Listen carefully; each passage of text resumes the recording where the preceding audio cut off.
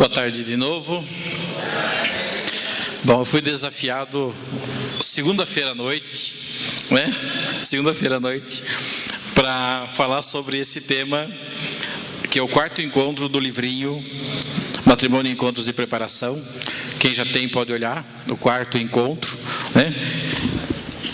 Página 65 do livrinho. Bom, eu não tive muito tempo de estudar, de preparar. Meus slides não são coloridos com imagens que nem do Diácono Arlindo, mas são apenas algumas referências. E como eu sou meio cegueto de longe, eu fiz com letra grande para facilitar para todo mundo. Não me preocupei em fazer muitos slides, até por causa do tempo.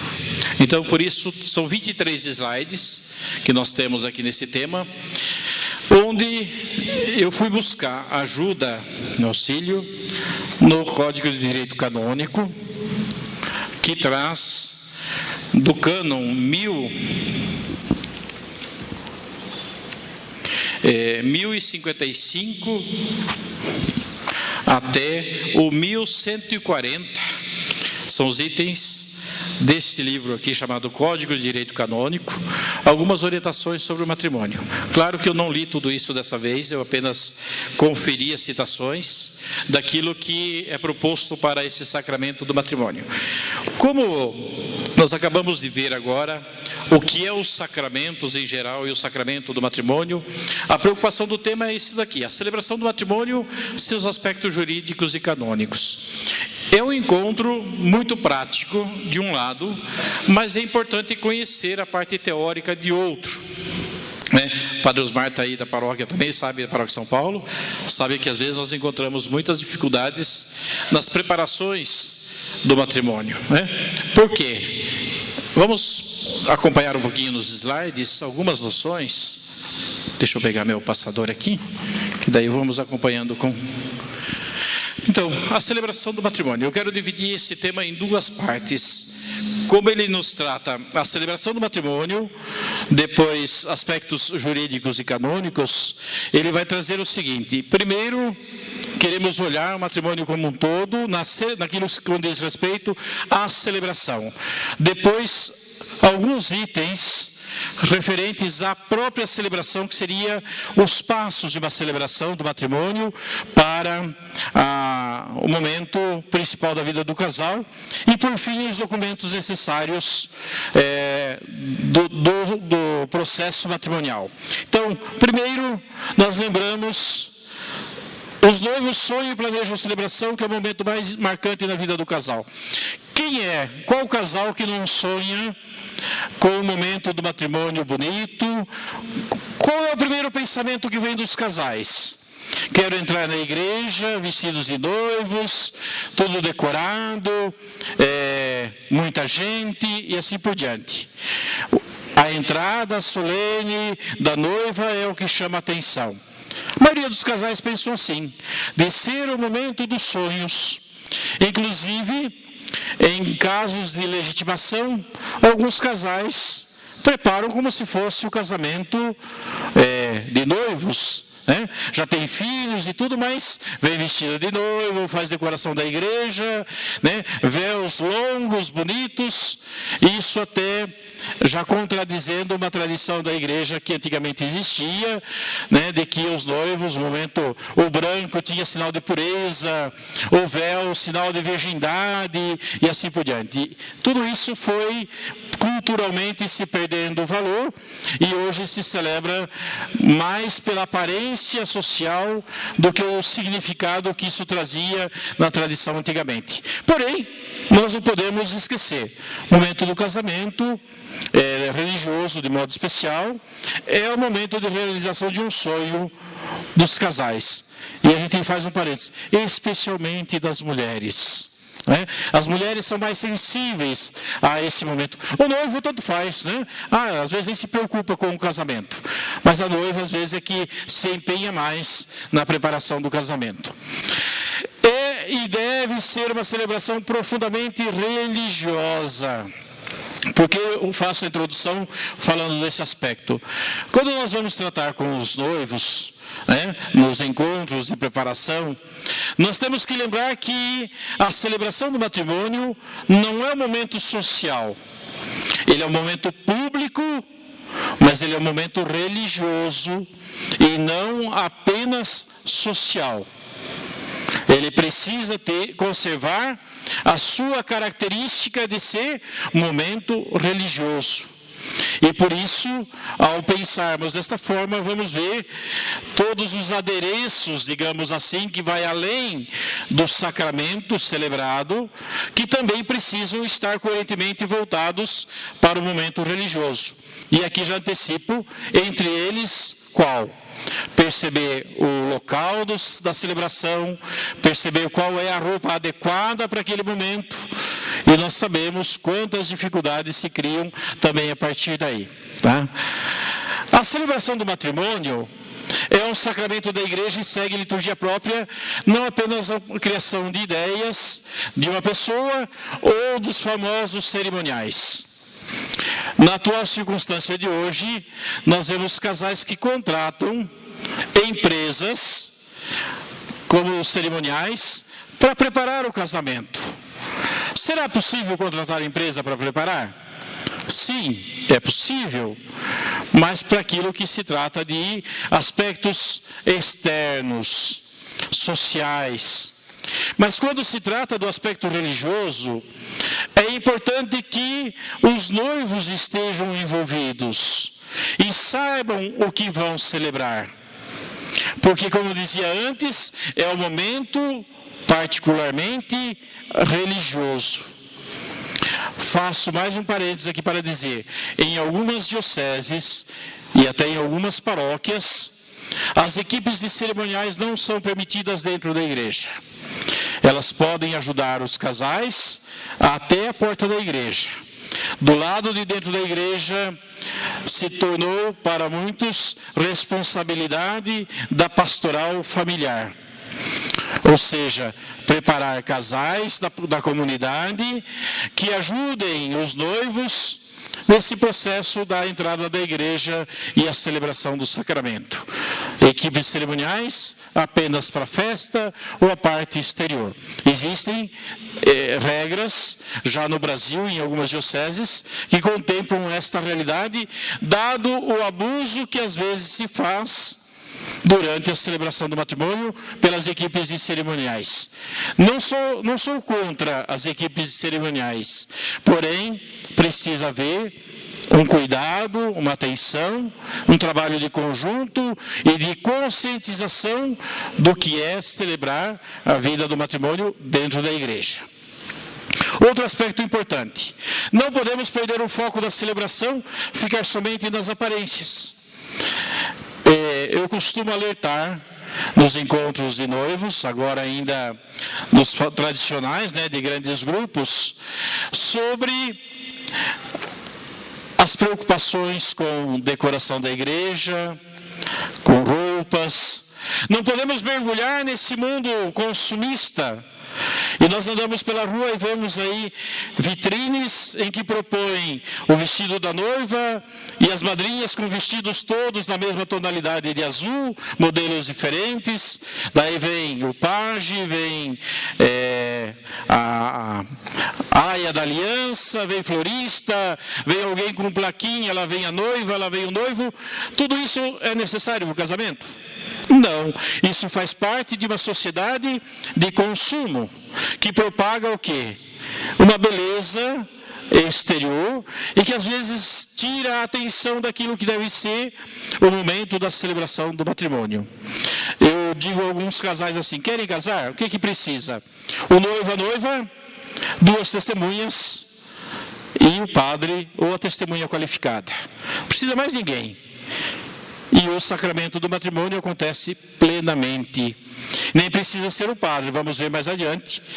Pode ser o diácono, em muitos lugares pode ser um casal ou um agente autorizado pela igreja local como testemunhas qualificadas para a celebração do matrimônio. Mas vamos ver isso um pouquinho mais adiante. Então, é preciso cuidar para que as roupas e decorações façam parte, mas não pode ser o mais importante na celebração do matrimônio. Veja que nós estamos tratando aqui não do sacramento enquanto tal, mas daquilo que são aspectos práticos do momento em que se celebra o sacramento do matrimônio como sinal sagrado. Quem pode celebrar o sacramento do matrimônio? Aqui é interessante que alguns talvez não tenham noção disso. E eu dizia agora, nós temos o matrimônio como o único sacramento que é ministrado pelos próprios contraentes. Quem são os contraentes? Os noivos. Quem casa? São os noivos. O padre vai fazer o meu casamento. Não. Isso é uma linguagem comum que a gente utiliza, mas o correto é o padre vai assistir ao nosso casamento, porque quem casa são os noivos e o padre é apenas quem assiste ao casamento, o diácono, ou mesmo em outros lugares os ministros do matrimônio, são testemunhas qualificadas. O sacramento do matrimônio é o único sacramento em que os próprios noivos, o próprio casal, eles são os sujeitos da graça sacramental. E olha o que nos diz aqui. São eles que, por meio do consentimento mútuo, de livre e espontânea vontade, concedem ao outro a graça sacramental. Quando? Quando no consentimento livre. Eu, José, te aceito, Maria, por minha esposa, te prometo ser fiel na alegria e na tristeza, na saúde e na doença, por todos os dias da nossa vida. Eu, Maria, te aceito, José, por meu esposo, tá? É esse momento de aceitação, de acolhimento, o sinal da aliança que vem selar esse compromisso, sela realmente esse desejo de que a graça de Deus, a aliança de Deus com a humanidade se planifique na vida do casal que está casando. É o momento do consentimento livre e espontâneo, que, aliás, se não existe liberdade, não vai haver casamento. Então não depende do ministro, depende do casal que lá está. Então, por isso, a liberdade é algo importante para que também a graça de Deus venha sobre a vida do casal. Como eu dizia, o padre assiste ao matrimônio. Veja, para que, em nome da igreja, possa confirmar que ele está sendo celebrado como um rito sagrado, a partir daquilo que é o projeto de Deus, e de forma correta pelos noivos, a partir do ensinamento que a igreja tem.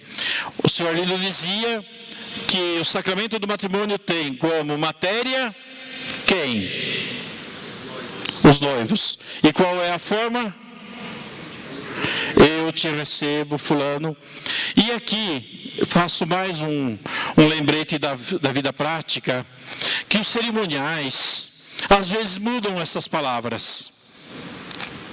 Ou até os próprios noivos querem mudar a forma de dizer, eu, José, te aceito, Maria, por minha esposa. Querem enfeitar palavras nesse momento. Existe um rito próprio, o rito precisa ser seguido. Eu não posso colocar qualquer coisa, eu não posso inventar palavras nesse momento. Até existe um vídeo sobre o sacramento do matrimônio, em que, no momento da aliança, é até uma forma um pouco humorística de apresentar o sacramento do matrimônio. Um casalzinho que faz bonitinho, Maria recebe essa aliança em sinal do meu amor e da minha fidelidade, em nome do Pai, do Filho e do Espírito Santo. Amém. E o outro, os noivos já têm nomes americanizados para aquele momento de humor, e vai dizer assim, a Maria, que já se chama Mary, né? Em americano, né? Em inglês, ela vai dizer, John recebe esta aliança em sinal do meu amor e da minha felicidade. Daí o padre diz para ela assim, Mary, não é felicidade, é fidelidade. E ela repete de novo, é sinal do meu amor e da minha felicidade. O padre, pela terceira vez, vai dizer: Mary é fidelidade. E ela diz assim: em nome do meu amor e da minha fidelidade. Antes ela dizia felicidade, agora ela diz fidelidade. Baixinho, como se não estivesse dando a mínima importância para aquela palavra fidelidade. É um humor no vídeo sobre o sacramento, os 7 sinais de vida, mas que mostra um pouquinho que as palavras são importantes e revela o quê? Também um sentimento que está no coração, um compromisso, uma consciência da importância do sacramento do matrimônio, que é feito de amor e fidelidade entre os casais. Então, por isso, a testemunha qualificada que assiste ao matrimônio procura prezar por esta coerência e por este rito ensinado pela igreja, que revela o valor do sacramento que está sendo celebrado. Bem, o padre para assistir ao casamento pode ser quem? Eu quero casar, mas eu tenho um padre amigo. O padre da paróquia de São Paulo, meu amigo, então vou trazer aqui na catedral para celebrar o casamento. Pode. Mas é importante lembrar que o sacramento do matrimônio ele é um ato comunitário, deve ser celebrado na paróquia dos noivos. Mas o primeiro a celebrar o matrimônio deve ser o pároco, o padre da paróquia. Quando tem mais de um padre na paróquia, os padres da paróquia, mas que convivem com os noivos, ou ao menos com uma das partes dos noivos. Depois, então, o vigário paroquial, o diácono permanente, temos os diáconos temporários, que é aqueles que estão se preparando para o sacerdócio, também podem já celebrar matrimônio, ou com o consentimento do pároco ou outro padre convidado. Bom, vocês querem casar aqui na catedral, são paroquianos daqui, vocês querem convidar o padre Osmar, que é da paróquia de São Paulo. Vocês acham que vocês convidando ele pode vir celebrar o matrimônio de vocês e está certo? Ou precisa alguma coisa? Precisa o quê? Consentimento do pároco. Ou seja, eu sou muito aberto nisso. Eu digo, olha, quem quer casar aqui pode trazer o padre que quiser, seu amigo, seu colega, não importa, eu sempre vou dar autorização. Porém, precisa autorização do pároco, senão o casamento é nulo por documentação. Se eu, por exemplo, como pároco, não autorizar, estou usando o padre Osmar aqui, tá, padre Osmar? Desculpa, porque sua presença nos alegra e é um exemplo bom. Fácil, eu posso dizer de quem está presente e ouvindo. Se eu não autorizo e ele faz o casamento sem minha autorização, o casamento é nulo. Da mesma forma, se eu for convidado para fazer um casamento na paróquia dele e ele não autorizar, o casamento é nulo. Entendem a importância de toda a preparação para o matrimônio? E aí vai entrar depois, quanto tempo antes eu preciso dar entrada nos papéis para a celebração do matrimônio, Então, posso convidar alguém para celebrar o matrimônio? Posso. Mas eu preciso comunicar o padre da paróquia onde vai ser celebrado o matrimônio. Mas tá, eu fiz a documentação lá na paróquia São Paulo. Um dos noivos é de lá, o outro é daqui. O casamento vai ser aqui. O padre Osmar transferiu o casamento para cá, para a paróquia catedral.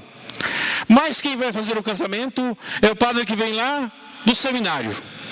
Vamos colocar aqui, o diácono, lá da paróquia da Cancele. O processo foi transferido para mim, para a paróquia, mas quem vai celebrar é um padre ou diácono de outra paróquia. Eu recebo o processo transferido e eu delego para o outro assistir ao matrimônio.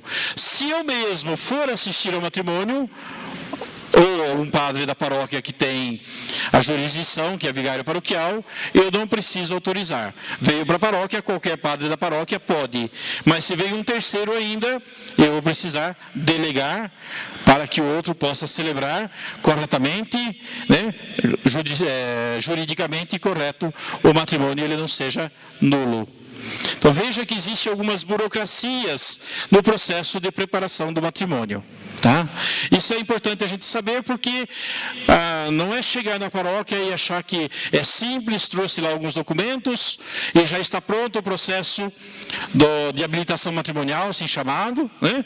E aí pode casar. Não, existem algumas regras importantes, canônicas, para a validade do matrimônio. Veja, eu dizia que em alguns lugares, por falta de sacerdotes ou diáconos, existem leigos autorizados. Nós temos no norte do Brasil, no nordeste, né, casais que são autorizados para assistir ao matrimônio. E podem fazer muito bem. Digamos que aqui em Cascavel faltasse padre ou diácono para fazer casamento.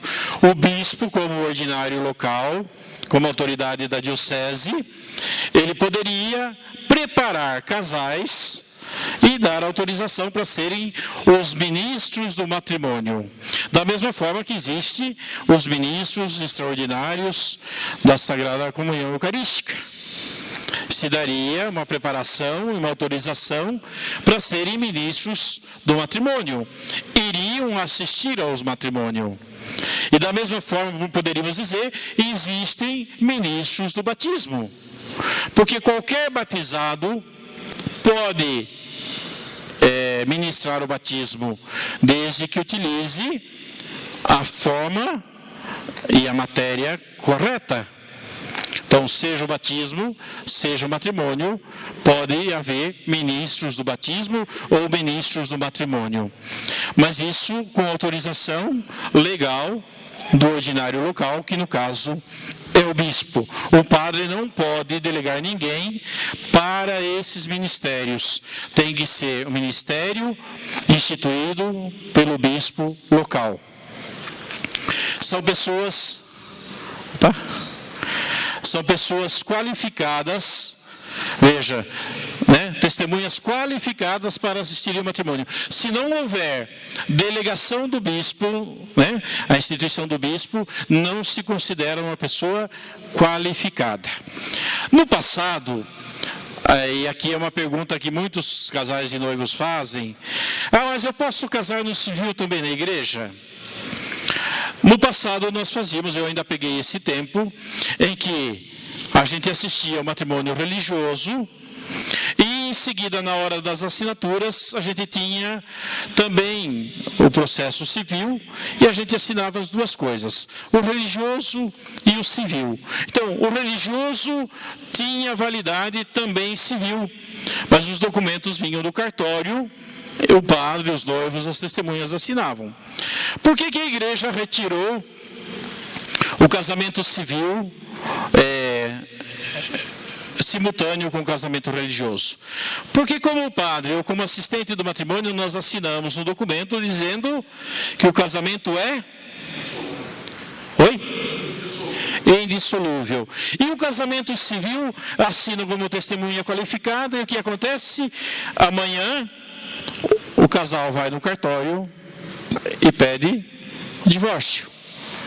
Então havia uma incoerência entre a testemunha qualificada que assina um documento religioso dizendo que o casamento é indissolúvel e assina como testemunha qualificada em que amanhã depois a pessoa vai no cartório e faz o divórcio, o desquite e assim por diante. Então, foi separada as duas coisas e, portanto, o casamento civil não acontece mais simultaneamente ao casamento religioso na igreja.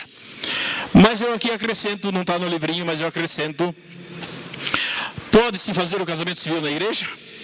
Pode, porém tem que vir o juiz de paz, né, a pessoa do cartório, e fazer o casamento civil depois que tiver concluído o casamento religioso, numa mesa à parte, fora do presbitério da igreja, né, naquela dimensão do altar. Ali no altar, o casamento religioso acontece. Então, eu quero contratar alguém do cartório para o casamento civil, ele vai vir depois que terminou o casamento religioso e numa mesa à parte irá fazer a assinatura do casamento civil, tá?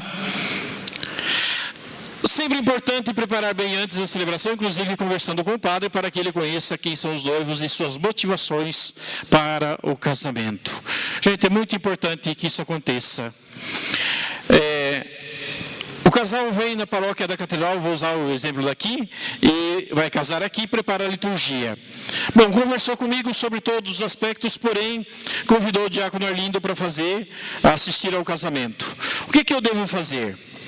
Eu vou acolher os noivos, vou preparar tudo, mas vou dizer para eles, peguem a celebração do matrimônio, conversem com o diácono, para que ele conheça vocês, saibam o que vocês estão preparando para a liturgia do matrimônio, até porque há muitas opções de leituras a serem feitas, e a mensagem dele poderá ser baseada a partir daquilo que foi preparado pelos noivos. Então, o contato dos noivos com aquele que assiste ao matrimônio é muito importante. Para isso, exige-se tempo, né? Por isso a preparação é um planejamento, é algo anterior. Não é se preocupar somente com a dimensão da festa, mas também dos aspectos religiosos, né? Então, conhecendo quem são os noivos e as suas motivações, é muito mais fácil. Posso contar uma historinha aqui, né? Uma vez eu fui fazer um casamento em que eu não conhecia os noivos e cheguei sem saber quem eram, tudo bem. E eu estou falando da importância do matrimônio, né, de que o casamento é indissolúvel, né, da importância dos pais. E ao lado da noiva estava sentado a mãe da noiva, o pai da noiva e a atual mulher do pai da noiva, porque eram separados. Então estava ali a mãe, o pai e a, entre aspas, madrasta da noiva, né? Então, assim, situações que às vezes podem constranger. Então você tem que cuidar até mesmo da linguagem, né? Tudo bem, tem que falar que o casamento é indissolúvel, tem que falar do amor, da importância dos pais, mas a gente tem um jeitinho mais, né? Eu não vou dizer assim, olha, teus pais te deram tudo, te ensinaram tudo, são exemplos para vocês. Vou ter que cuidar com a linguagem também, né? Então, são coisas que às vezes podem trazer constrangimento durante uma celebração e até mesmo em outros casos, quando se trata de casamento misto ou com disparidade de culto. Eu tenho um princípio assim, quando o casamento é misto, ou seja, um católico e um não católico, eu procuro evitar falar de Nossa Senhora. Eu procuro evitar de falar de aspectos que são estritamente voltados para a dimensão católica, por respeito à parte não católica. Até para não gerar conflito entre eles. Então a gente usa também uma linguagem séria, importante, correta, mas sem ofender ninguém ou 10. Aqui na preparação do matrimônio é importante. Você não conhece os noivos, não conhece quem são os pais, e na hora você chama a mãe, o pai da noiva, do noivo, e de repente não tem, um já morreu, né? Ou é o irmão que está ali junto com a mãe, ou porque são separados e um está, outro não está na igreja. Então, conhecendo antes, você vai ter o cuidado, às vezes até se evita de chamar. Quando se é alguém de outra religião, que não aceita a história de bênçãos, você já evita, não chama, se não chama um, não chama outro, né? Você cuida. Então, se você preparou com os noivos, eles prepararam contigo, você conhece a história, você vai ter o cuidado na hora da bênção nupcial. E de joelhos hoje é difícil, porque as noivas vêm com trajes que nem sempre é possível ajoelhar. Até eu brinco muito dizendo assim, umas vêm com um vestido rodado que não cabe quase no corredor da igreja, né? Muito menos para ajoelhar no genuflexório. Outras vêm vestidas com vestidos de sereia que andam assim, né? Porque senão o vestido estoura, né? E aí outros, né, modelos que a gente pode dizer assim que são difíceis, então é melhor que fiquem de pé.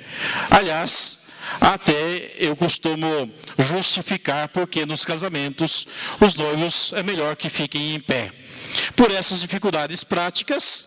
E eu aproveito para dar um sentido litúrgico ao gesto dos noivos ficarem durante todo o tempo do casamento em pé. Disposição para iniciar uma nova caminhada. Estou recebendo a graça de Deus, estou assumindo um compromisso e de agora em diante eu estou pronto, disposto e em pé para o novo caminho que eu vou percorrer a partir do sacramento do matrimônio. Aí justifica essa história de estar trazendo banqueta, namoradeira e tudo mais, enchendo a igreja de coisas que são desnecessárias e até acabam trazendo dívidas para os casais, tá? Então, bênção nupcial, oração do Pai Nosso. Após o Pai Nosso vem a comunhão para os noivos. Para isso a necessidade da confissão dos noivos durante a semana. Vamos entrar depois nesse aspecto. E aí a bênção e despedida. Nessa despedida, lembrar a assinatura dos documentos, dos papéis do casamento. Tá? Alguma pergunta? Folhetos de casamento, vocês conhecem? Quem conhece os folhetos litúrgicos para celebração do matrimônio? Conhecem, né? Tem muitos. Ou tem aqueles que são criados pelas empresas de cerimoniais. Veja, eles trazem o rito do matrimônio, outros cerimonialistas preparam o rito, e a importância é que serve de apoio. Na paróquia, em muitas paróquias, a paróquia tem um modelo e oferece como apoio para os noivos. Mas é importante isto, devem fazer parte do planejamento do casamento. E se faz parte do planejamento, quem é que deve estar atento a isso? Quem vai casar. Porque de repente eu contrato uma equipe de cerimonial, eles preparam tudo, e aí eu não sei nem o que vai acontecer no casamento, né? Chega na hora do consentimento, o padre está lá. Maria, daí o noivo repete, Maria, vai saber essa aliança, vai saber essa aliança. O padre tem que ir dizendo tudo e o noivo ou a noiva vai repetindo, porque eles nem sabem o que dizer. É importante que os noivos, nesse momento, saibam, decorem. O padre ou o assistente do matrimônio vai ajudar em caso de esquecer. Mas é importante que eles tenham consciência e que eles preparem também isso. Ah, não, mas eu vou ficar nervoso e eu vou esquecer na hora. Mas se preparou antes, o padre vai somente ajudar. E os noivos falarão de forma espontânea, bonita, aquilo que é o consentimento. Então, se eu contrato cerimonialistas ou pego pronto e não leio nem o rito do matrimônio, chega na hora eu não sei nem o que vai acontecer. Então, se os noivos planejam o casamento, vai preparar com o padre, vai preparar a celebração toda para isso, tá? Local da celebração. Outro assunto polêmico nos dias de hoje. Onde é o lugar da celebração? A preferência da igreja deve ser sempre onde os noivos participam, pois o casamento não é um fato isolado da comunidade. E aí, mas um mora na catedral, outro mora no Parque São Paulo. Então, uma das duas. Onde mora uma das partes, pelo menos. Ou onde participam os noivos. Né? Quando os noivos são de paróquias diferentes, portanto, se escolhe uma das duas para a realização do matrimônio. Esse é o lugar de preferência. Por quê? Por que não se celebra o casamento em lugares fora da igreja? E aqui que é a grande questão, a grande interrogação que muitos casais de noivos fazem. Mas o padre pode fazer lá na chácara da festa? O padre pode ir lá no clube fazer a cerimônia? Há muitas perguntas assim, cada vez mais. Não, porque daí é uma decoração só, não preciso decorar a igreja, decorar o salão, então fazemos um lugar só. Veja que existe um motivo pelo qual o sacramento do matrimônio, como qualquer outro sacramento, não se celebra fora da igreja. O sentido litúrgico do matrimônio está relacionado com a dimensão comunitária da vida. Nós vivemos como cristãos em comunidade. Então é na comunidade cristã que deve acontecer a celebração dos sacramentos. E embora às vezes celebre em pequenas capelas, tem muitos lugares assim, né? Capelas, por exemplo, a Catedral tem a capelinha, na Cancele tem a Capela das Irmãs, a Paróquia São Paulo tem a capelinha também na igreja, em outras paróquias tem. Se pode celebrar o matrimônio? Pode, porque é um lugar de celebração da comunidade também. Não é um lugar fechado que ninguém entra e é só o momento dos noivos ou do casamento. Não, são lugares da comunidade que todo mundo participa da celebração, portanto, ela não perde o aspecto da vida comunitária, ou a dimensão comunitária que tem o sacramento. Por quê? Estamos celebrando na capelinha. É proibido entrar pessoas estranhas lá dentro durante a celebração do matrimônio? Não, tem os convidados, mas se alguém chegar na porta e quiser entrar, ninguém pode proibir. Diferente de um salão de festa, que estão os convidados, e ninguém que não foi convidado vai participar desse local, né? Então, a capela na comunidade, ou no caso de ser até, digamos, vou usar aqui, Paróquia São Paulo tem capela Juvinópolis. O casamento pode acontecer em Juvinópolis ou tem que ser na Paróquia São Paulo? Não, pode ser lá em Juvinópolis. Por quê? Porque lá é uma capela é uma comunidade da paróquia. E assim outras capelas também. Independente do local, desde que seja lugar comunitário. Então, veja, por isso não se celebra em clubes, chácaras, casas ou outros. Conserva-se sempre o sentido comunitário da vida cristã. Tá? Sim. Em 2000 teve um casamento aqui na catedral, fazia parte na época, que era um pessoal bem famoso, ia vir gente de fora para cantar, para vida livre. Então, quando a gente saía da missa, já tinha uns guardas na porta, quem saiu não entrava mais, não podia mais entrar para o casamento. Está errado. Porque a igreja não pode ser fechada para casamento. O casamento tem que ser um ato público. A não ser em casos muito particulares em que o casamento tenha que ser por motivos jurídicos, o casamento privado com autorização do bispo. Porém, é muito raro isso acontecer. Então, ninguém pode proibir pessoas de entrarem na igreja durante a celebração do matrimônio. Então, nesse caso ali, estava errado quem estava na porta impedindo as pessoas de entrarem. Não pode. Tem os convidados, mas a igreja é um lugar da comunidade. Se alguém quiser assistir lá do cantinho, não importa. E acontece, muitas pessoas de virem, né? Fulano vai casar, vou sentar lá, vou pelo menos, às vezes mais por curiosidade, né? De ver como vai ser, mas estão lá. Não se coloca guarda na porta proibindo pessoas entrarem se não são convidados para o casamento. Não pode ter nenhuma restrição quanto a isso, senão perde o valor do casamento público comunitário, tá? Isso quase pode acontecer uma nulidade matrimonial se isso provado de que o casamento foi fechado, né, sem consentimento para isso. Tá? Então, claro, não chega ao extremo, mas poderia dizer, numa lógica extrema da dimensão comunitária, também nesse aspecto. Tá? Então, conserva-se sempre o aspecto comunitário. Tá. Quem são os padrinhos? Aqui, olha, chamamos de padrinhos por tradição, mas o correto é chamar de testemunhas. Não são padrinhos de casamento, são testemunhas do casamento.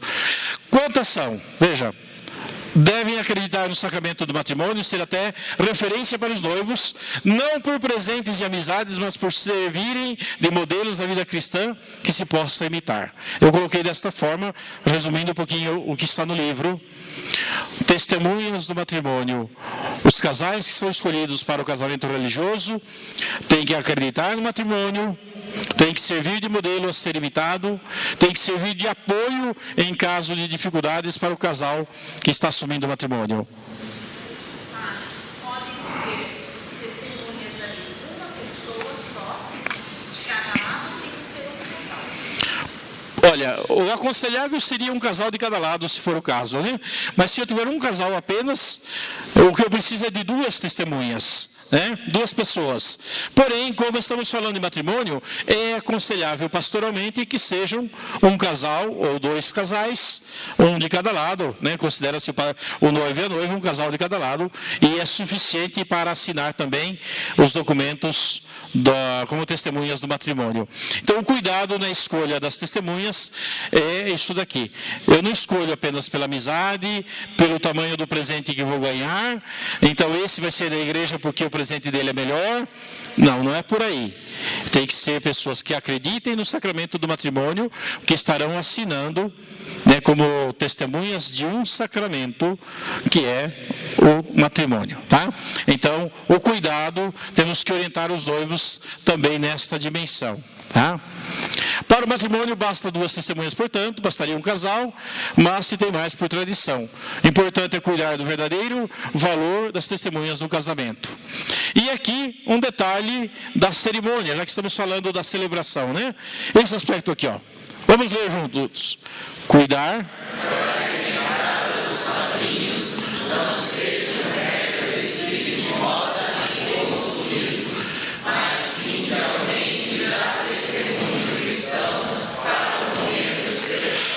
É o que a gente não vê muito na celebração do matrimônio, né?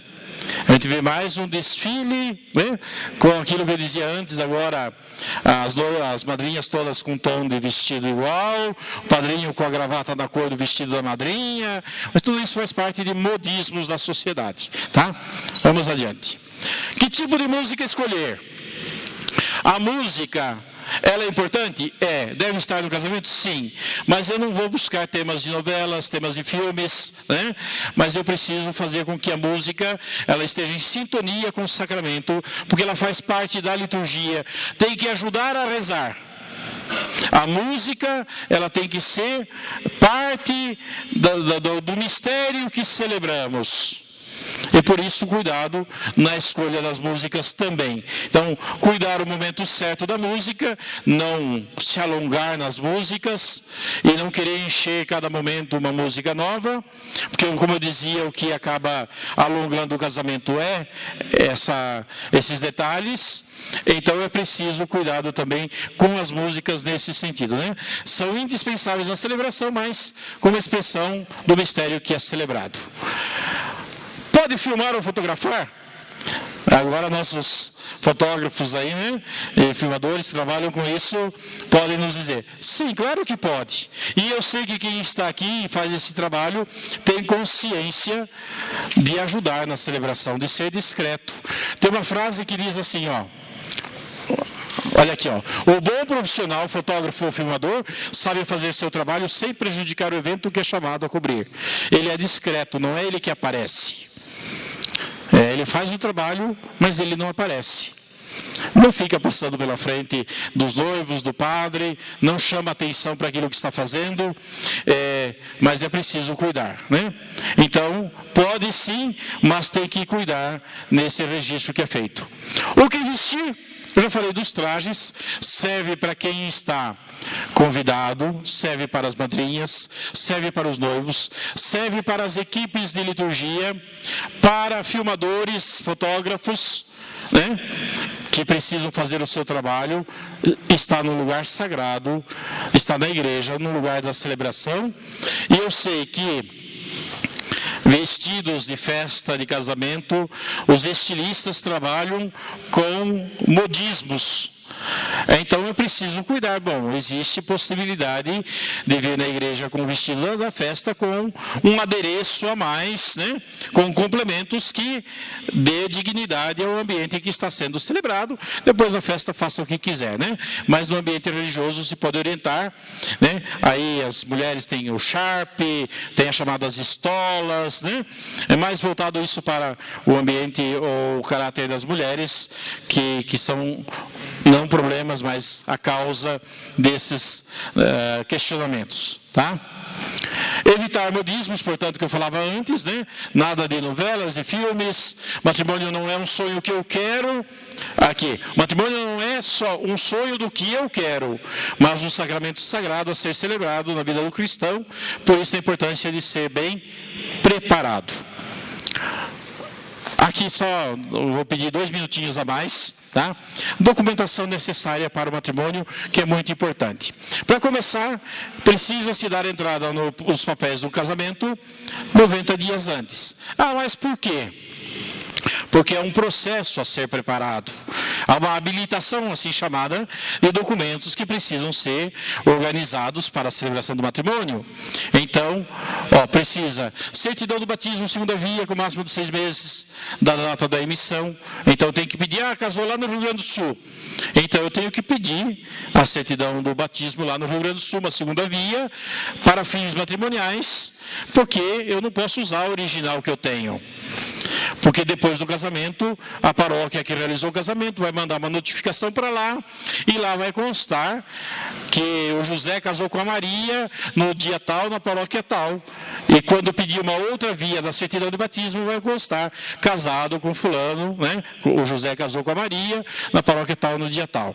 Então, há uma notificação no lugar do batismo do casamento realizado. Então, por isso, 6 meses é o prazo, né, de validade da certidão de batismo para o casamento. Bom, se é viúvo, daí a certidão de óbito da viúva, da esposa, né, falecida, ou do falecido, né? Aí precisa a certidão de óbito junto, sim. Tá? Daí não precisa a certidão de batismo, vai precisar para registrar um novo matrimônio, porém, precisa a certidão de óbito, sim. Tá? Cópia da sacramento da Eucaristia e crisma, né? Embora a crisma não seja uma exigência primeira para o casamento, mas se não tiver crisma, depois não pode ser padrinho ou madrinha de batismo ou de crisma, então é importante que já tenha. Certificado do encontro de preparação para o matrimônio. Alguém me perguntou esses dias, e agora, fazendo um encontro personalizado, quem vai assinar o certificado de preparação? Né? Tem paróquias começando. Eu disse, bom, primeiro o casal que orienta, né? E o padre da paróquia. Ah, mas agora tem a paróquia ainda não começou e o casal de noivos vai fazer em uma outra paróquia. O padre da outra paróquia assina. Né? Então é importante que os padres já sabem que essa modalidade de preparação personalizada está sendo implantado, e o padre da paróquia deverá acompanhar e assinar também a certidão, o certificado do matrimônio de preparação. Certidão de nascimento, RG, declaração de encaminhamento civil. Né? Se a pessoa não vai casar no civil, precisa ter a dispensa do bispo. Né? Então aí o padre vai encaminhar para o bispo um pedido para que a pessoa, alegando motivos fortes, não vai fazer o casamento civil. Existem alguns casos de necessidade, sim, mas para isso precisa a dispensa do bispo. Comprovante de residência. O casamento feito ainda hoje está em questionamentos, mas você mora onde? Qual paróquia? No Clarito. Tá, você mora no bairro. Então você vai casar lá, tudo bem. Mas você mora no Clarito e você vai casar no Floresta. Se você fizer seus documentos lá no Floresta, sem morar no território da paróquia do Floresta, teu casamento pode ser declarado nulo porque está fora de território do teu processo patrimonial. Era assim considerado. Hoje está em discussão, até tem dispensa do bispo para isso, porém, não, mas eu sempre participei do Floresta. Mas a tua casa pertence ao território do Clarito. Então, um comprovante de residência. Por isso se pede. Hoje está em discussão, e eu creio que com o tempo, né, Padre Osmar, a gente possa superar as paróquias territoriais e trabalhar com as paróquias chamadas afetivas também para a documentação matrimonial. Depois dessa documentação, marcada a entrevista com o padre, para fazer as perguntas e respostas, elabora-se a celebração do matrimônio, já tem um primeiro contato, já tem uma primeira elaboração. Confissão para os noivos, que é importante na semana do casamento. Não precisa ser com o padre que vai celebrar, mas pode ser com outros, mas é importante aconselhar, não é obrigado, mas é aconselhado. Né? Prever outros documentos em caso de impedimentos previstos, que às vezes precisa da dispensa do bispo, e o padre que faz o processo do casamento deverá encaminhar também. Bom, aqui fala sobre impedimentos, que é o último ponto da minha relação aqui, só para a gente entender. Existem alguns impedimentos para casamento.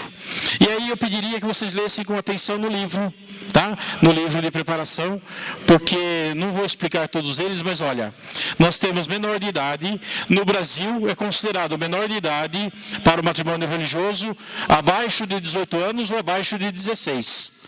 No mínimo precisa o homem ter 18 e a mulher 16 para casar no religioso no Brasil. Tá? Isso a Conferência Episcopal do Brasil determinou essa idade. Então, abaixo dessa idade não se casa no religioso. Precisa de uma dispensa especial. Impotência sexual. Por quê? O senhor Lílio dizia que o sacramento do matrimônio tem fundamentação lá na criação do homem e da mulher. Crescei e multiplicai-vos, né? Faz parte do projeto de Deus. Portanto, se o homem é impotente, ele não pode consumar o matrimônio, né, na relação sexual, e, portanto, perde-se o caráter procriativo do matrimônio. Aí alguém pergunta, mas e se ele é estéril? A esterilidade não é impedimento para o matrimônio. A esterilidade é um problema que não traz, diríamos assim, interferência naquilo que é o complemento, né? A cumplicidade do homem e da mulher dentro do projeto de Deus. Mas a impotência, ela é um problema, digamos, uma situação que impede a realização do matrimônio. E aí, se existe algum caso, precisa ser encaminhado para o bispo, tratamento, etc., né? Até se comprovar possibilidade. Que, aliás, a gente fala, o casamento é consumado quando? Na noite de núpcias, né? Embora... Se a noiva aceitar... Aí precisa ter clareza, consciência dessa situação e precisa de dispensa especial do bispo. Tá? Mas aí precisa ter toda a documentação médica, né, de comprovação, declaração da noiva da aceitação da condição e assim por diante. Tá? É bem mais complicado. Veja, aqui temos depois... Vínculo anterior, tenha sido casado sem declaração de nulidade, disparidade de culto sem autorização do bispo, pode ser um impedimento, ordem sacra, ordenados e que não tenham recebido a dispensa do Papa. Eu posso casar? Eu posso, se o bispo me der dispensa da minha vida celibatária, né? Mas sem a dispensa do bispo existe impedimento para um vínculo matrimonial. Mas eu nem quero, né? É o Papa. É o Papa quem dá. O diácono Arlindo é casado, mas o diaconato dele não é um diaconato em vista do sacerdócio. É o diácono permanente na igreja de homens casados. Ele era casado, foi ordenado diácono para servir a igreja, como ele dizia antes. Então aí não existe impedimento. Mas um padre, um bispo que queira casar, ele precisa da dispensa do Papa para poder, porque ele existe um vínculo religioso de ordem sacra, e aí ele não pode assumir um novo vínculo sem a dispensa do Papa. Terminando. Profissão religiosa perpétua, votos então da vida religiosa, sem dispensa do Papa também. Rapto, um dos dois tenha sido sequestrado ou raptado para tal. Né? Sequestrado ou raptado. Não fugido junto, né? Quem fugiu junto, fugiu de livre consciência e vontade. Então, esse não é impedimento. Crime, né? Assassinou a vizinha, aliás, assassinou o vizinho para casar com a mulher dele, né? Isso é bíblico, né? O que aconteceu com Davi? Matou Urias para ficar com a mulher dele, não foi? Isso é impedimento para o casamento. Consanguinidade, então, pais, filhos, avós, netos, parentes até o 4º grau e outros de menores importância. Vamos ler aqui no final, conclusão? O importante é o amor entre os noivos, homem e mulher, que desejam ser abençoados por Deus no sacramento do matrimônio. E para tal, planejam, preparam e celebram com alegria uma verdadeira aliança para toda a vida, conforme o projeto de Deus. Amém. Muito obrigado. Alguma pergunta? Sim. Pode ser realizado primeiro o casamento civil e depois primeiro o casamento religioso, depois o civil, porque de manhã se casa no religioso e à noite no civil. Pode. Não é exigência mais da igreja o casamento civil simultâneo, né? Pode, desde que marca lá no civil, traz a declaração do civil e, portanto, faz o casamento religioso, depois casa no civil. Somente se pede dispensa ao bispo quando o casal não vai casar no civil. Mas se ele casou antes ou tem marcado para depois do casamento, traz a declaração civil sem problema nenhum. Tá? Mais alguma? Só assim, então a dispensa do bispo é sempre o sacerdote, o padre, lá que por escrito. É o padre que faz o processo, né, habilitação patrimonial, que vai fazer dispensa de algum impedimento para o bispo. Por isso ele vai acompanhar a preparação e se existe motivo de pedir alguma dispensa ao bispo, em caso de disparidade de culto, casamento misto, né, ou alguma outra casamento civil, é o padre que encaminha o requerimento ao bispo. Não são os noivos. Tá? Padre, enquanto aqueles viajantes, e que até aqui no livro são sobre a página, ela é sobre as pessoas que são viajantes e que estão há menos de um mês na paróquia. São viajantes e estão menos de um mês na paróquia. Bom, ele vai ter que, o prazo para o casamento é 3 meses. Né? Conversando com o padre da paróquia, ele vai se entender e ver as possibilidades que existem para que ele possa fazer a preparação e fazer também o casamento no tempo certo. Mas aí, são casos muito particulares, que vai depender da condição da pessoa, vai depender de uma conversa com o padre da paróquia onde ele está, e aí então, embora tenha que considerar alguns critérios importantes para o casamento. Porém, isso não é impedimento para que ele case, desde que faça toda uma preparação com o padre na paróquia onde ele está. Tá? São casos bem particulares que se resolvem daí de uma forma bem particular também. Vomar. Tá. Então, encerro por aqui. Obrigado. Desculpa se eu passei do tempo, né? Eu falo demais. Imagina se eu tivesse tempo para preparar, né? Mas é que é um assunto bem comum para a gente no dia a dia. Então, agradeço aí a confiança.